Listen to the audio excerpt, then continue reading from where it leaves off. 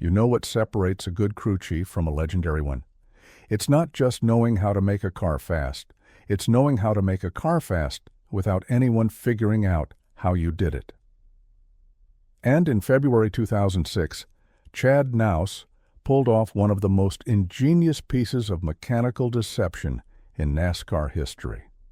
A device so clever, so perfectly disguised, that it passed multiple inspections while fundamentally altering how the car performed. NASCAR officials literally watched it work without realizing what they were looking at. Picture this. It's the 2006 Daytona 500, NASCAR's most prestigious race. Jimmie Johnson's number 48 Chevrolet Monte Carlo is slicing through traffic like it's on rails. Other drivers are fighting their cars through the corners, sawing at the steering wheel, sliding up the track. But Johnson's car is different. It's rotating through the turns with an almost unnatural precision, maintaining speed where others have to lift. The NBC commentators keep mentioning how planted the car looks, how stable. What they don't know is that every time Johnson hits a button on his steering wheel, his rear window is doing something it absolutely shouldn't be doing. This is the story of the C-Post Track Bar Adjuster, a device that was technically legal, functionally brilliant, and morally somewhere in that beautiful gray area that makes NASCAR's history so fascinating. Chad Knaus didn't just bend the rules, he twisted them into a pretzel, dipped them in chocolate, and served them to NASCAR with a smile. And the best part, even after they caught him, they let Johnson keep the win. To understand why this device was so revolutionary, we need to travel back to the fundamental problem it solved. Stock car racing in 2006 was experiencing a crisis of competition. The car of tomorrow was still a year away, and teams were pushing the Generation 4 cars to their absolute limits. Hendrick Motorsports, Johnson's team, had been dominant but not invincible. They needed an edge, something that would give them a performance advantage without triggering NASCAR's increasingly sophisticated inspection procedures. The challenge facing every crew chief was simple in concept, but nightmarish in execution. NASCAR's rulebook in 2006 was a phone book-sized document filled with measurements, templates, and specifications. Every dimension of the car was regulated. Spoiler angle, 70 degrees. Roof height, specific to within fractions of an inch. Quarter panel width, measured with templates at multiple points. But here's the thing about rules. They only control what they specifically address. And Chad Knaus had found a loophole. The track bar, for those unfamiliar, is a critical suspension component that runs diagonally from one side of the rear axle housing to the opposite side of the chassis. It controls rear axle lateral movement and, more importantly, affects how weight transfers through corners. Adjusting the track bar changes the car's handling balance. Raise it, and the car gets looser, lower it, and the car tightens up. NASCAR had allowed in-car track bar adjusters since 2005, letting drivers fine-tune their handling on the fly. This was perfectly legal. Every team had one. But Knaus saw an opportunity everyone else missed. What if the track bar adjuster could do more than just adjust the track bar? What if, through some clever engineering, it could simultaneously manipulate another part of the car? Something that would provide an aerodynamic advantage? Something like the rear window. The aerodynamics of a stock car's rear window are more critical than most fans realize. Air flowing over the roof needs to stay attached to the body as long as possible before separating at the spoiler. This creates downforce, which pushes the rear tires into the track, which generates grip. But air is lazy. It wants to separate early, especially when the car is sideways in a corner. When air separates prematurely from the rear window, it creates a low-pressure zone that literally sucks the back of the car up, reducing rear grip. Engineers call this phenomenon flow separation, and it's the enemy of consistent handling. Now imagine if you could change the shape of that rear window during the race. Make it more vertical in the corners to keep flow attached, then lay it back on the straights to reduce drag. You'd have the best of both worlds, superior cornering grip and higher straight-line speed. Of course, NASCAR would never allow an adjustable rear window. That would be absurd, which is exactly why Knaus's solution was so brilliant. The device itself was a masterpiece of mechanical subterfuge. Starting with a standard track bar adjuster, Knaus's team added a secondary linkage system that connected to the C-pillars, the structural posts that support the rear window. When Johnson turned the adjuster knob in his cockpit, it would simultaneously raise or lower the track bar while applying pressure to the C-pillars through a series of hidden cables and pulleys. The beauty was in the subtlety.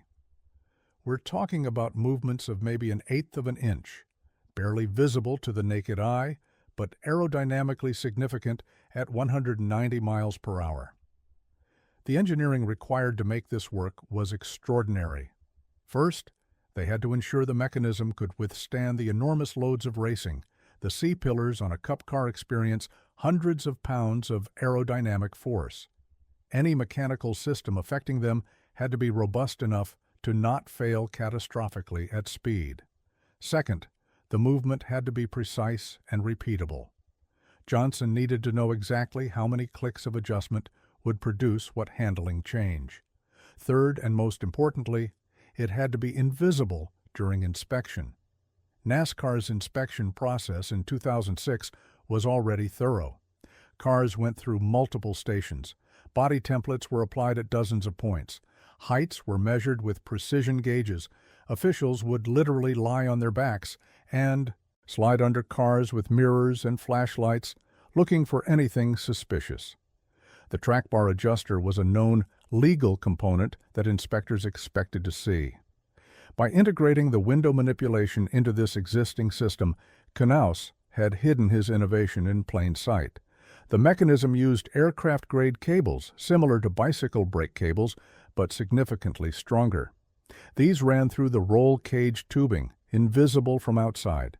The pulleys were miniaturized and painted to match surrounding components. The attachment points to the C-pillars were disguised as standard body-mounting brackets.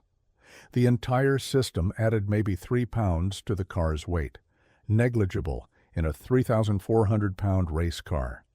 Testing this device without arousing suspicion required its own elaborate deception. Hendrick Motorsports couldn't just show up at a test session with an obviously modified car. Instead, they developed it incrementally. First, they tested the mechanical concept on their 7-post shaker rig, a sophisticated piece of equipment that simulates track conditions in the shop. Then they incorporated it into their wind tunnel testing, though they had to be careful about who was present during those sessions. Finally, they tested it on track during private test sessions at Daytona in January 2006. The data was immediately promising. In the wind tunnel, the car showed a 2.3% reduction in drag when the window was in its laid-back position. That translates to roughly 3 to 4 miles per hour on the high banks of Daytona. More importantly, when the window was in its upright position, rear downforce increased by approximately 35 pounds at 180 miles per hour. That's the equivalent of having an extra bag of cement pushing down on the rear tires through the corners. But raw performance numbers only tell part of the story.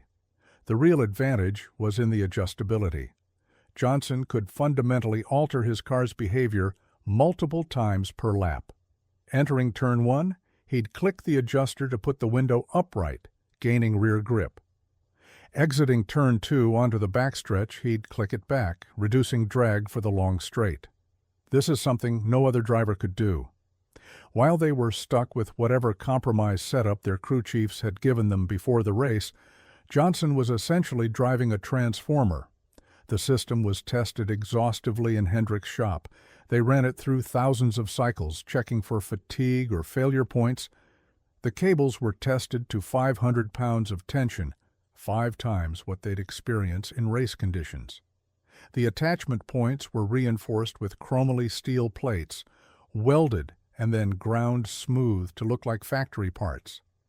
Every component was over-engineered because failure during the race would be catastrophic both mechanically and politically. February 19, 2006. Daytona International Speedway, the 48th running of the Daytona 500. Johnson started ninth, a decent but not spectacular qualifying effort.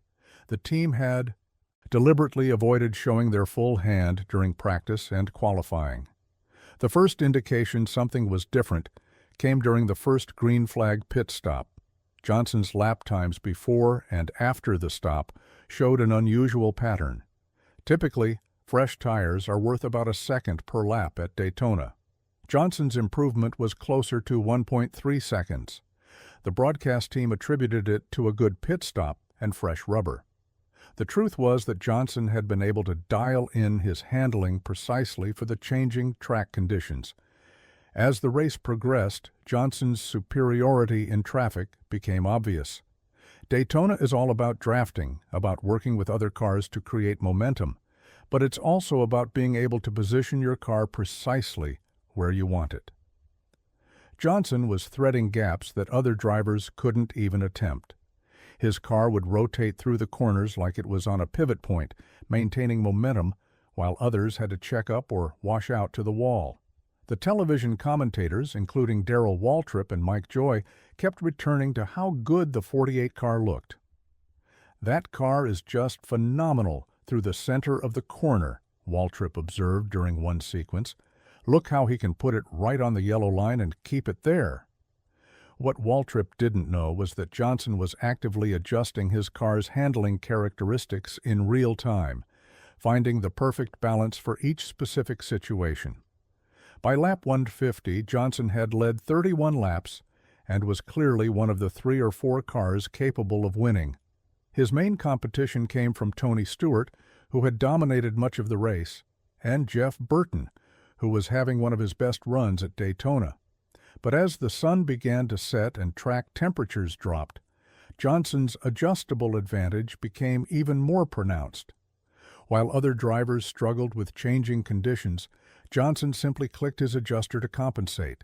The moment of truth came with 11 laps to go. Johnson was running fourth behind Stewart, Brian Vickers, and Burton. This is where racecraft meets engineering. Johnson knew his car was better in clean air than in traffic. The adjustable window worked best when not disrupted by turbulence from leading cars. He needed to time his move perfectly. With 9 laps to go, he adjusted the window to its maximum downforce setting and made his move on the inside of Burton entering turn 1. The extra rear grip allowed him to complete the pass before the center of the corner, a move that would have sent a normal car spinning. Once in third, Johnson immediately went after Vickers, passing him on the backstretch with the window clicked back for minimum drag. Now, in second with 7 laps to go, only Tony Stewart stood between Johnson and victory. Stewart's car was strong, but it was a conventional strong. It couldn't adapt. Johnson stalked him for 3 laps, studying his lines, looking for weakness. With 4 laps to go, Stewart got loose off turn 2, just a slight bobble. But enough. Johnson powered underneath him on the backstretch and took the lead. The final 4 laps were a masterclass in defensive driving, aided by revolutionary engineering. Every time a challenger would set up for a run, Johnson would adjust his car to counter. Matt Kenseth made a charge on the white flag lap, but Johnson clicked in more rear grip and blocked his momentum through turns 3 and 4. As they came to the checkered flag, Johnson won by 0.092 seconds, about 2 car lengths. Close enough to look competitive, comfortable enough that he was never truly threatened. Victory Lane at the Daytona 500 is NASCAR's biggest stage. Johnson climbed out of his car and performed the traditional celebration, spraying champagne, kissing his wife, hoisting the trophy. Chad Knaus maintained his usual stoic expression, offering only that they had a really good car today.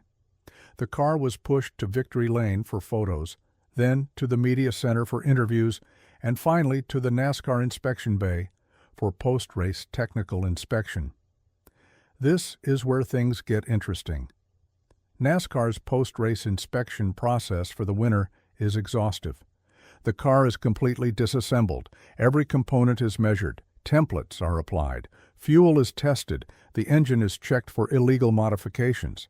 The inspection team spent over 3 hours going through Johnson's car. They found nothing illegal. The track bar adjuster was there as expected.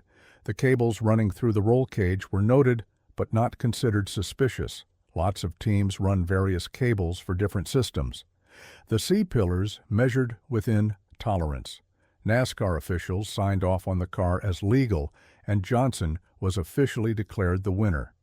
But rumors started almost immediately. Other crew chiefs had noticed something odd about the 48 car's behavior in the corners. The way it seemed to change personality mid-run. The unusual rotation characteristics. Within the garage, whispers began about Knaus having something special. But without proof, they were just whispers. NASCAR had inspected the car and found it legal. Case closed.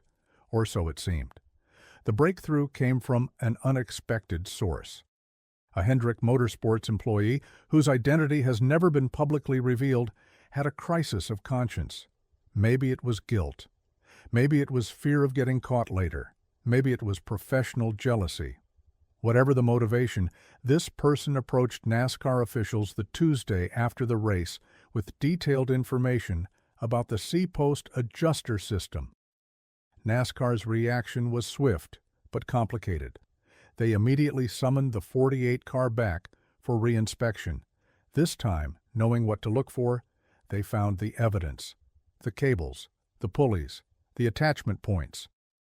When they actuated the track bar adjuster while watching the C-pillars, they could see the minute movement. It was ingenious, it was creative, it was also, in NASCAR's judgment, illegal. But here's where things get really interesting. NASCAR faced a dilemma. The device was cleverly designed to exploit a gray area in the rulebook. The rules said the track bar adjuster could adjust the track bar. They didn't explicitly say it couldn't adjust other things simultaneously. The rear window was supposed to be rigid, but the rules didn't specifically address C-pillar flexibility. Knaus had threaded a needle between multiple rules without technically violating any single one definitively. Furthermore, NASCAR had a public relations problem. They had already declared Johnson the winner of their biggest race. Taking away a Daytona 500 victory 3 days later would be a massive embarrassment. It would call into question their entire inspection process. It would dominate headlines for all the wrong reasons. And legally, it was murky whether they even could take the win away for a violation discovered after the official inspection had cleared the car. The compromise NASCAR reached was quintessentially NASCAR. Johnson would keep the win. The victory would stand in the record books, but Chad Knaus would be suspended for 4 races and fined $25,000. Additionally, Hendrick Motorsports was docked 25 owner points. It was a slap on the wrist, disguised as serious punishment. Everyone knew it. Knaus had won the game even while losing the verdict. The technical response was more severe. NASCAR immediately issued a technical bulletin clarifying that track bar adjusters could only adjust track bars and nothing else. They also mandated additional bracing for C-pillars to prevent any movement whatsoever. Within a month, every team in the garage had to modify their cars to meet these new requirements. The loophole was definitively closed. But the impact of Knaus's innovation went far beyond one race or one rules change. This device represented a philosophical shift in how teams approach the rulebook. Previously, most teams had focused on optimizing within the rules. Knaus showed that the real advantage came from optimizing between the rules, finding the spaces NASCAR hadn't thought to regulate, exploiting the gaps between different sections of the rulebook. The engineering community within NASCAR was split on the ethics of the device. Some viewed it as brilliant innovation, exactly the kind of creative thinking that advances the sport. Others saw it as cheating, pure and simple. The debate raged in engineering meetings and technical conferences for years. SAE International, the Society of Automotive Engineers, even featured a paper on regulatory gap exploitation in motorsports that used the C-post adjuster as its primary case study. The performance advantage the device provided has been debated endlessly. Computer simulations run years later by racing engineering firms suggested the aerodynamic benefit was worth between 0.15 and 0.25 seconds per lap at Daytona. Over a 200-lap race, that's a cumulative advantage of 30 to 50 seconds. But the real advantage wasn't just speed, it was adaptability. The ability to change the car's fundamental characteristics during the race was revolutionary. Other teams immediately began developing their own versions of adjustable aerodynamics. Within months, NASCAR was playing whack-a-mole with various creative interpretations of bodywork flexibility. Someone figured out how to make the front splitter flex using brake pressure. Another team created side skirts that would deform under specific aerodynamic loads. The C-post adjuster had opened Pandora's box. The financial impact on Hendrick Motorsports was negligible. The $25,000 fine was pocket change for a top-tier NASCAR team. The 25 owner points deduction hurt more, but not catastrophically. Johnson went on to win the 2006 NASCAR Cup Series championship anyway, the first of his record-tying 7 titles. The 4-race suspension of Knaus was the most significant penalty, but even that was manageable. Darian Grubb, the team's engineer, served as interim crew chief, and Johnson finished in the top 10 in 3 of those 4 races. The relationship between Johnson and Knaus became even stronger after the incident. Johnson publicly supported his crew chief, saying, "Chad gives me great race cars. That's his job. My job is to drive them." This loyalty would be rewarded with one of the most successful driver-crew-chief partnerships in NASCAR history. Together, they would win 81 races and 7 championships, numbers that put them among the all-time greats. The psychological impact on their competitors was significant. Every time the 48 team showed up with speed, other teams wondered what they might be hiding. This paranoia led to countless hours spent examining photos and videos of the 48 car, looking for the next innovation. NASCAR increased scrutiny on Hendrick Motorsports entries, but this just forced Knaus to become even more creative. The cat-and-mouse game elevated both sides. Years later, Knaus would reflect on the C-post adjuster with a mixture of pride and amusement. In a 2016 interview, 10 years after the incident, he said, "We were just trying to make our car better. That's what we're paid to do. If you're not pushing the boundaries, you're not trying hard enough." When asked if he regretted it, his response was telling, "I regret that we got caught." The technical legacy of the device extends beyond NASCAR. Engineers in other racing series studied the concept. Formula One teams, always looking for aerodynamic advantages, explored similar ideas about flexible bodywork. The FIA, Formula One's governing body, actually strengthened their own rules about bodywork rigidity, partly in response to lessons learned from NASCAR's experience. The device also changed how NASCAR writes rules. Post-2006, the rulebook became more explicit about unintended consequences. Rules began including phrases like sole purpose and no secondary effects. The technical inspection process was overhauled to include more dynamic testing, checking parts while they were being actuated, not just in static positions. The arms race between innovation and regulation accelerated. In the court of public opinion, the C-post adjuster has achieved legendary status. It's mentioned in the same breath as Smokey Yunick's 7/8 scale Chevelle and Junior Johnson's Yellow Banana Monte Carlo. These are the innovations that define NASCAR's outlaw spirit, the ones that remind us that stock car racing was born from moonshiners outrunning federal agents, where being clever was just as important as being fast. The engineering elegance of the solution continues to impress technical analysts, using an existing legal system to control an illegal advantage, hiding complex mechanics within approved components, creating adjustability where none should exist. It was a master class in systems integration and mechanical packaging. Universities now use it as a case study in creative problem-solving within constraints. But perhaps the most lasting impact was on Chad Knaus's reputation. Already considered one of the brightest crew chiefs in NASCAR, the C-post adjuster elevated him to mythical status. He became the crew chief other crew chiefs worried about.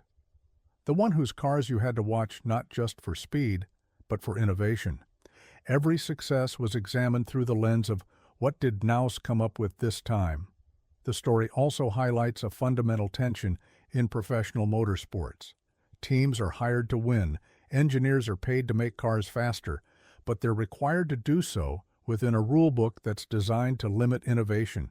This creates an inherent conflict. The very creativity and problem-solving skills that make great engineers are channeled into finding ways around regulations rather than pure performance development. Looking back now, nearly 2 decades later, the C-post adjuster represents a pivotal moment in NASCAR's technical evolution. It was one of the last great mechanical innovations before the sport moved into the era of standardized parts and spec components. The car of tomorrow, introduced in 2007, eliminated many of the areas where teams could innovate. The current next-gen car, introduced in 2022, has even less room for creativity.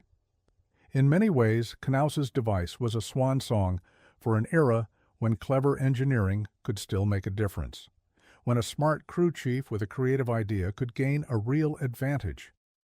Today's NASCAR is more about execution than innovation, more about perfecting the known than discovering the unknown. Whether this is progress or regression depends on your perspective. The human element of this story shouldn't be overlooked. The unnamed Hendrick employee who revealed the device's existence faced significant personal consequences. Whistleblowing in professional sports is rare and risky. This person likely faced ostracism within the industry. Their career prospects would have been damaged, yet they felt compelled to come forward. This adds a layer of moral complexity to what could otherwise be a simple tale of innovation versus regulation. The incident also revealed the sophistication of top-level NASCAR operations. This wasn't something cobbled together in a garage. It required advanced engineering, extensive testing, precise manufacturing, and coordinated deception. The resources required, wind tunnel time, computer modeling, specialized fabrication, showed that NASCAR had evolved far from its bootlegger roots into a high-tech engineering competition. The philosophical questions raised by the C-post adjuster remain relevant today. Where is the line between innovation and cheating? If a rule doesn't explicitly prohibit something, is it implicitly allowed? Is creative interpretation of regulations a vital part of competition or a corruption of sport? Different people will answer these questions differently, and that's part of what makes this story so enduringly fascinating. For young engineers entering motorsports, the C-post adjuster serves as both inspiration and warning.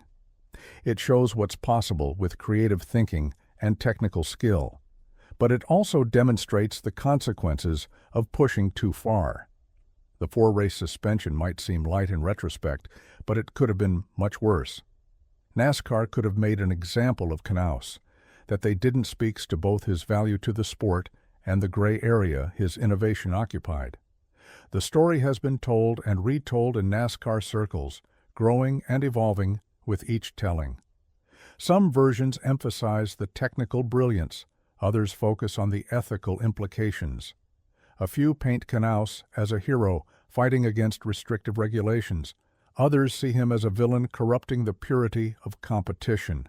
The truth, as always, is more complex than any single narrative. What's indisputable is that on February 19, 2006, Jimmie Johnson won the Daytona 500 with a car that was doing something no other car in the field could do. Whether that's inspiring or infuriating depends on your perspective. But it's absolutely fascinating. It's a reminder that in the highest levels of motorsports, The real race happens as much in the engineering room as on the track. The C-post track bar adjuster now sits somewhere in NASCAR's Technical Museum of Infamous Innovations. It's a testament to human creativity, competitive drive, and the eternal dance between rules and those who would bend them. It made one car handle like a go-kart, while everyone else wrestled stock cars. It won the biggest race in NASCAR. And it did it all while hiding in plain sight. That's the genius of Chad Knaus. Not just that he found a way to make his car faster, but that he found a way to make his car faster that was so clever, so elegantly integrated, that NASCAR's own inspectors looked right at it and saw nothing wrong, until someone told them where to look. And even then, they let Johnson keep the trophy. What's your take on this? Was Knaus a brilliant innovator or a cheater who got off easy? And more importantly, what other engineering secrets do you think are still hidden in today's NASCAR garages? Drop your thoughts in the comments below, and don't forget to subscribe for more stories of legendary automotive engineering and the people brave enough to push every boundary.